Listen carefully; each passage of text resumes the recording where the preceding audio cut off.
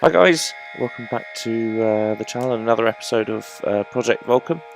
This week we'll be looking at the alignment of the car, so the camber, toe and caster, something I know a lot of people ask me about, a lot of people struggle with, so hopefully I'll be able to shed some light on the topic. Not too much to discuss, so it won't be a particularly long video today, so let's dive in and I'll try and sort of decipher what the caster, camber and toe actually do, what they mean, how, what the adjustments make, and as I'll sort of warm up the car in a second, as I've not driven it for a couple of weeks, as you know, I'll try and sort of explain those things. So as I said, let's dive in. So caster, quite a difficult one to visualize first up, and technically it's the slope of the steering axis or knuckle. I know, I can't see it either. That means absolutely nothing to me. So in essence, adding caster will genuinely give less initial turning, so the car will feel less responsive, but actually give you more grip and steering grip on corner exits. So while decreasing caster will genuinely add some turning at the beginning of the corner, but at the expense of some of that corner exit stability. So at the beginning of the game I really experimented with caster and pretty much concluded that on Forza 7 that the way to go is higher caster. That in this game you gain a lot of time from sort of having a good exit from corners rather than being able to sort of turn into them well. So I found that there were almost no car sort of track combinations that where negative caster was faster for me, or lower caster, sorry. But hey, that might just be my personal driving style. So this caster, what about the camber of the car? So camber is the vertical angle which the wheel is relative to the ground, and sort of in real life it's adjusted by sort of shortening the camber links. So positive camber tilts the top of the tyre away from the centre of the chassis, while negative camber tilts the top of the wheel towards the chassis. And for some reason I find camber relatively easy to understand. Probably sort of someone once told me a couple of years ago that adding negative camber counteracts body roll.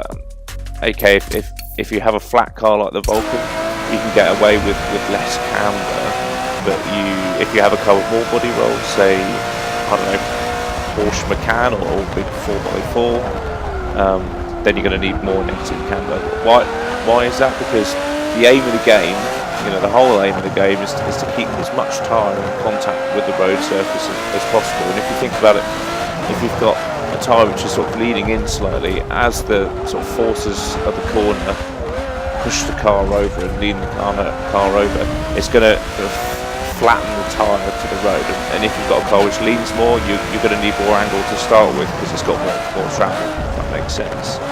I really should insert a handy diagram here, but instead I've got the telemetry up to sort of give you an idea.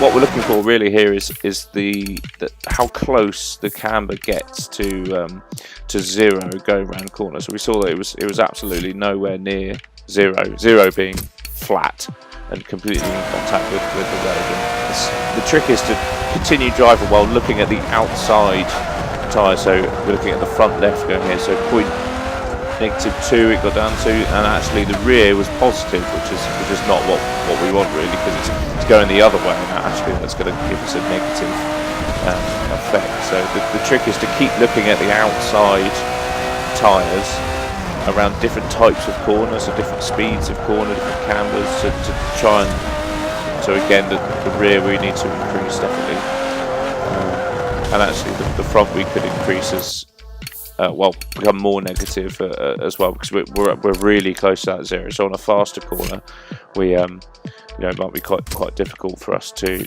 exit. So I continue to sort of work out the camber of the car. I guess a bit of an explanation about the toe. And while we have the vertical angle for the camber, the toe is the horizontal angle of the wheels. And again, I need a diagram to sort of help visualise this in my head. So well worth going to look up sort of what that diagram looks like. But in principle, the toe is simple, but the skill of tuning it is using it in conjunction with the rest of the setup. So I guess simply to explain it, we're working with the front toe. Toe out results in increasing low speed steering ability, an improved steering response going out the corners, while toe in can improve straight line stability, which is a bit naff really, let's be honest. You don't really need stability in a straight line, so it's not a massive sort of deal breaker, as I went quite wide on the first corner looking at the outside tyre. With the rear of the car, toe in improves traction, but conversely decreases that steering ability, and obviously toe out is the opposite of that, and almost never, ever use. Don't do it. Just if there's one takeaway from this video, then toe out is just not for me anyway. So I guess you're probably asking when we would use toe, and I think there's no hard and fast rule for this. So personally, I like to leave toe quite neutral. As you've seen this one, I don't actually think we'll sort of change the toes. I'm just fooling around with the casting here to see how it affects the camber actually on the car, because more caster enables you to run sort of more negative camber, and we're just figuring out which is better, trying to demonstrate whether low or higher caster is better. So we put it back up. Anyway, there's no hard and fast rule when to use toe in or toe out, but as I said, I prefer cars with 0-0 toe. The only toe I start to use it is when I come to the end of my ability to make a car grip, or do what I want using the rest of the setup. So for the purpose of today, I'll be leaving it at 0-0, but when we come to fine tune at the end of the series, we may well change that, and I'll go back and explain it again to what I'm doing. But for a rule of thumb though, more faster corners are likely to want toe in, as you need stability and not response, while slower corners are likely that toe out. You need the turn in. Simple, eh? So all of that said, sort of not too many adjustments today. It's quite easy to sort of get your head around, I guess. So let me know how you get on. Next week we've got the gears, the differential, and the aero left to sort of get the tune as a whole.